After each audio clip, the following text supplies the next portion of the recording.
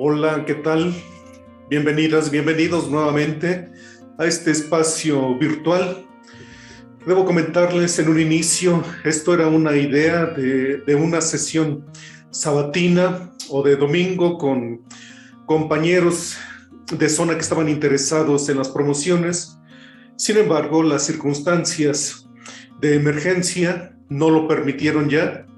Después se tuvo la idea que a través de videollamada o videoconferencia, lo cual supuso también algunas dificultades en cuestión de horarios, y se tuvo la idea de que mejor se grabaran videos y se subieran, y alguien recomendó después pues que se haga un canal para que estén ahí disponibles las grabaciones, los contenidos, ¿sí? Y pues tuvimos la idea de hacerlo de esta manera, aunque finalmente se dejó de manera más abierta para compañeros maestros, compañeras maestras que estuvieran interesados también en estos procesos. ¿Y por qué no? Yo creo que también sirven a los compañeros universitarios o normalistas que están interesados en ingresar al sistema educativo nacional. Lo que ofrecemos nosotros, repetimos, es la experiencia de haber transitado por todos estos procesos en todos estos años, desde carrera magisterial, pasando por el servicio profesional docente y los procesos de UCICAM, donde hemos obtenido primeros lugares y también varios beneficios. Y es lo que ponemos a su disposición en este espacio. Todas esas satisfacciones que nosotros hemos experimentado, y digo nosotros, que lo digo en lo personal, y más adelante pues vamos a tener la experiencia también de otras personas que han transitado de manera eficaz y eficiente por estos procesos. Y esperamos que también estas satisfacciones las obtengan ustedes en un futuro. Y bien, agradeciendo también su visita a nuestra página de Facebook y YouTube con el mismo nombre, Experiencia UCICAM. En esta ocasión vamos a abordar la manera en que estudié el artículo 3º constitucional, que no es un documento simple, es el documento rector de nuestro sistema educativo nacional, por el que nos rige también en el ámbito laboral, en el salón de clases, en las escuelas, a nivel zona, a nivel sector. Por lo tanto, requiere un tratamiento especial, así lo consideré, y es lo que voy a dar a conocer en este video.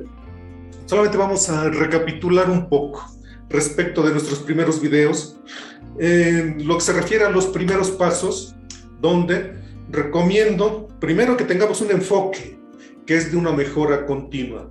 Vamos a mejorar nuestro salario, vamos a mejorar nuestro aspecto laboral, pero eso implica también mejorar mi persona, mejorar mi aspecto profesional, mejorar mi práctica docente, ¿sí? Primero es el aspecto personal y ya después se proyecta hacia lo demás, ¿sí?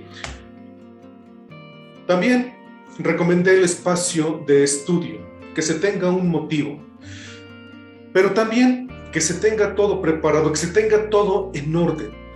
No es cualquier cosa.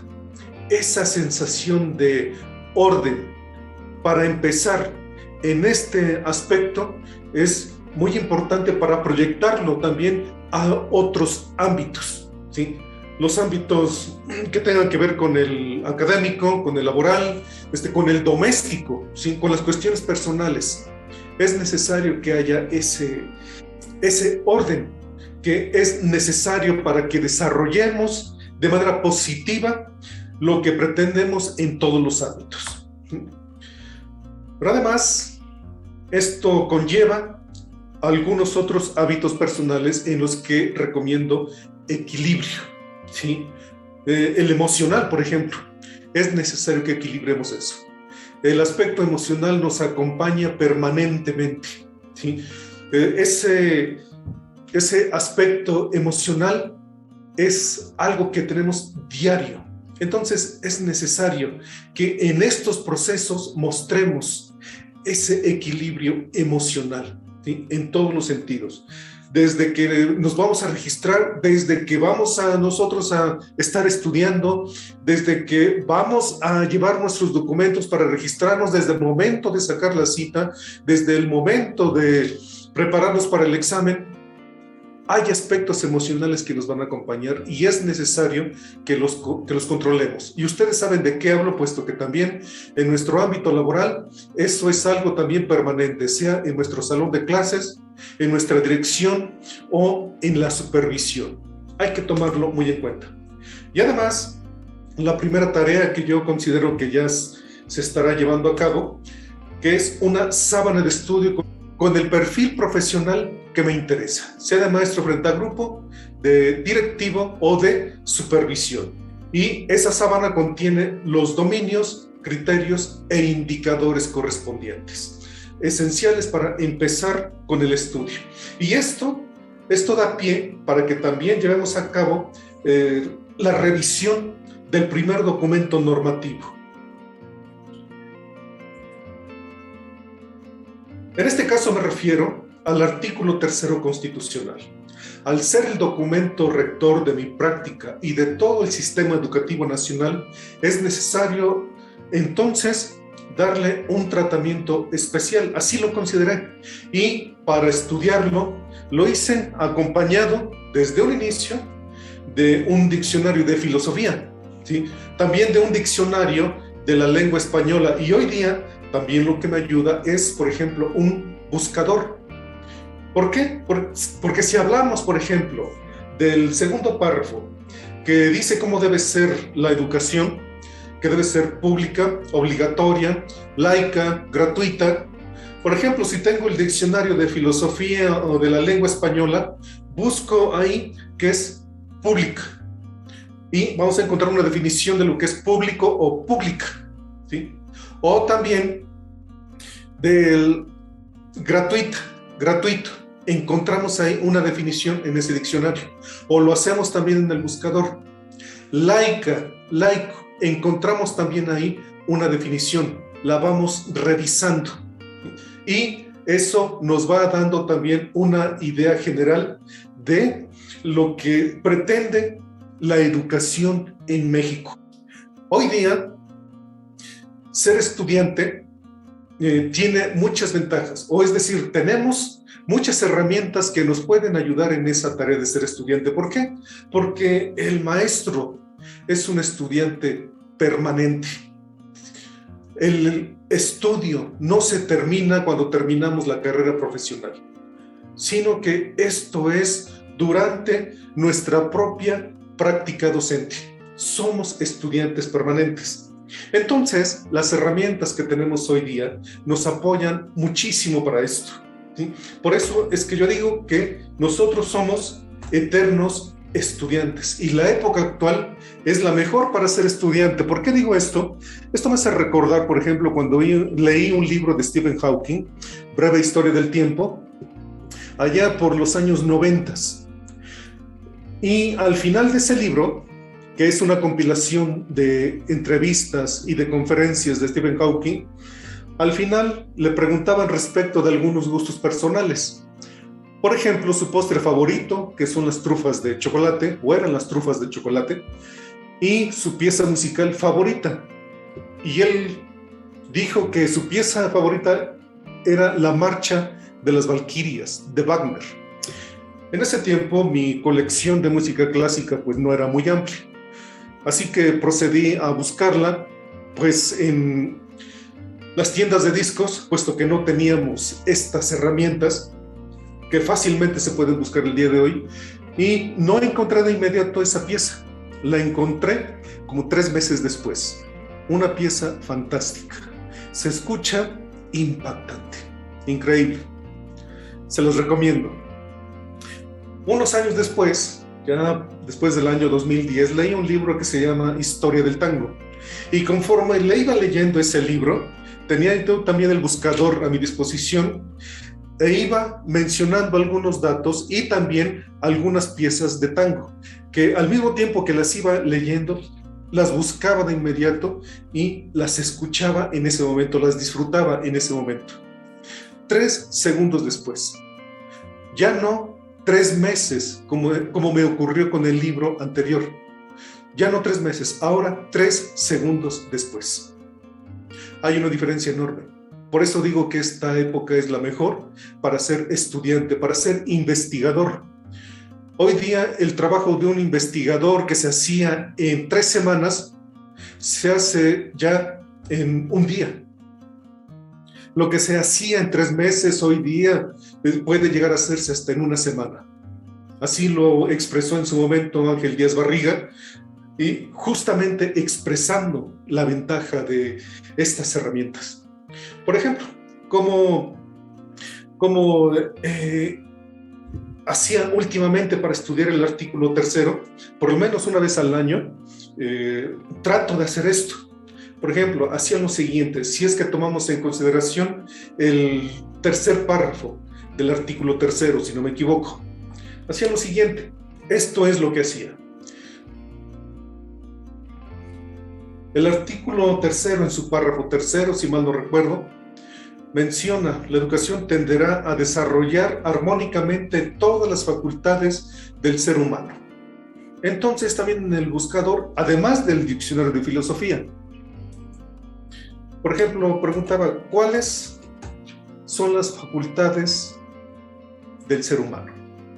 Y aquí, de manera general, no de manera especializada, de manera general, mencionan aquí 4 facultades: inteligencia, voluntad, autoconciencia, autodeterminación. Y hay otras categorías que también más adelante, en otras lecturas más especializadas en cuanto a educación, se van a tomar en cuenta, porque hay una división de acuerdo con la psicología, de acuerdo con el aspecto religioso, etc. Pero aquí, de manera general, mencionan 4.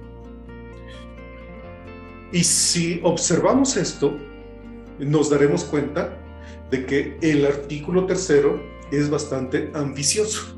Claro, es un ideal, es claro esto. Sin embargo, es lo que pretende el artículo 3. Imagínense, desarrollar armónicamente todas estas facultades, por ejemplo, no es cualquier cosa. Por ejemplo, si nos vamos a buscar qué es inteligencia,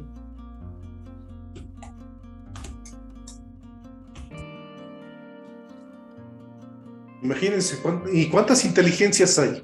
Inteligencia emocional, intelectual, artificial. Después, ¿qué es el intelecto? La inteligencia interpersonal, la inteligencia social, inteligencia múltiple. Esto ya nos hace recordar otro tema. Aquí tenemos también la definición de lo que es inteligencia. Si lo buscamos también en el diccionario de filosofía, tendremos también una definición bastante amplia, ¿sí? Y esto nos hace recordar, por ejemplo, otro tema que como docentes ya debemos conocer también. Por ejemplo, ¿qué son las inteligencias múltiples? ¿Sí? Y aquí, de manera general, lo observamos y tal vez lo revisamos de manera general. Pero esto nos hace reflexionar de qué tan ambicioso es el artículo 3. Entonces, ¿qué tan importante es nuestra práctica para desarrollar armónicamente todas estas facultades? ¿Sí? Por supuesto, este es el papel de la filosofía, de reflexionar, de preguntarnos, de cuestionar no solo hacia afuera, de cuestionar hacia adentro, de cuestionar lo que nosotros vamos a abordar, pero también de cuestionarnos a nosotros mismos, de conocernos a nosotros mismos acerca de, como personas, como profesionistas, cómo haremos para desarrollar armónicamente estas facultades. ¿Qué recursos tenemos para ello? En fin, esto es lo que vamos haciendo conforme vamos leyendo el artículo 3 constitucional. Ahorita solamente mencionamos, por ejemplo, los párrafos 2 y 3. Y esto se puede ir haciendo todavía con los demás párrafos. Ahora, después de revisar estos párrafos, ¿qué es lo que hacemos? Ahora, ¿Qué sentido tiene ahora la sábana después de revisar los párrafos del artículo tercero constitucional o el artículo tercero constitucional completo? Pues entonces, de acuerdo con las fracciones y los párrafos correspondientes, es que nosotros vamos haciendo esto, vamos relacionando con los diferentes criterios e indicadores, ¿sí? Buscamos en el dominio correspondiente con qué indicador se relaciona o con qué criterio. Entonces aquí lo estoy haciendo, por ejemplo, con el indicador 111, ¿sí? O con el indicador 112, ¿sí? También, sí, con estos dos indicadores. O también con el dominio 4, ¿sí? Vemos aquí con los indicadores 413 y que también estos párrafos se relacionan con el dominio 414, etc. Como ven, son como piezas que vamos colocando en la base de este rompecabezas, ¿sí? Que son los perfiles profesionales, los dominios, criterios e indicadores. Una vez que termine de revisar todo el artículo tercero, que para eso por lo regular me llevo una semana, por la manera en que lo estoy haciendo, ¿sí? Ya se empiezan a ver cómo acomodo las piezas, ¿sí? En esta base, en esta sábana. Ese es el sentido de esta sábana, ¿sí? Y repito, yo creo que es el único documento normativo, en este caso el artículo tercero constitucional, donde le he dedicado toda una semana, porque es la base rectora del actuar de todo maestro, ¿sí? Y bien, ya con la revisión de los demás documentos vamos a ir haciendo esto mismo hasta que nosotros veamos que nuestro rompecabezas se va completando, ¿sí? Ese es el sentido de la sábana. ¿Y qué importancia tiene esto? Pues tiene una importancia esencial para el examen, ¿sí? Primero, nos vamos familiarizando con la información, ¿sí? Al ir revisando, relacionando, registrando, etcétera, nos estamos familiarizando con la información.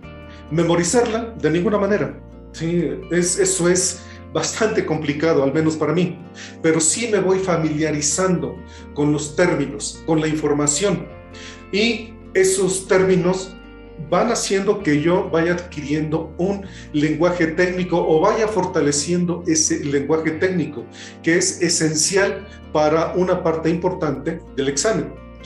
Primero, porque voy a saber diferenciar en los procesos de elección de una respuesta.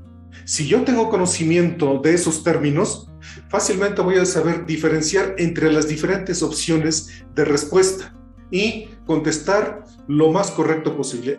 En los reactivos que nos piden redacción de respuestas, la ventaja es que vamos a poder contestar con un lenguaje técnico, no tanto con un lenguaje común.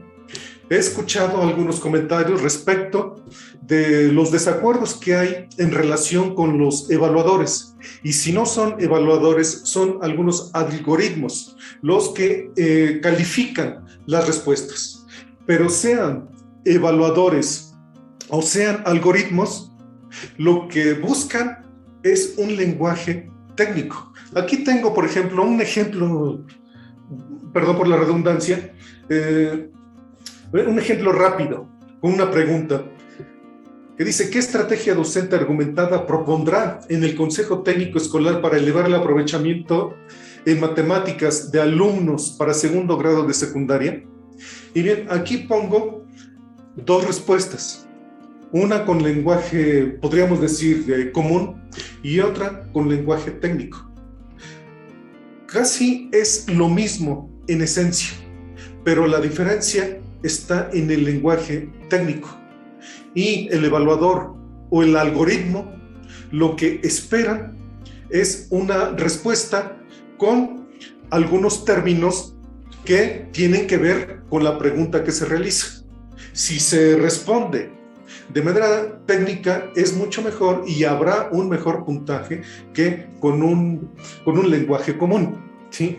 Entonces, este es un tip que les doy para que nos vayamos familiarizando y vayamos utilizando ese lenguaje técnico en nuestra vida cotidiana laboral, ¿sí? En el aula, con nuestros propios compañeros, no tanto con los alumnos, ¿sí? Con los compañeros, maestros, con los directores, en nuestra supervisión, en nuestros consejos técnicos escolares. ¿Qué implica eso? Que mejoramos algunos aspectos que tienen que ver con la docencia, con la cuestión profesional, ¿sí?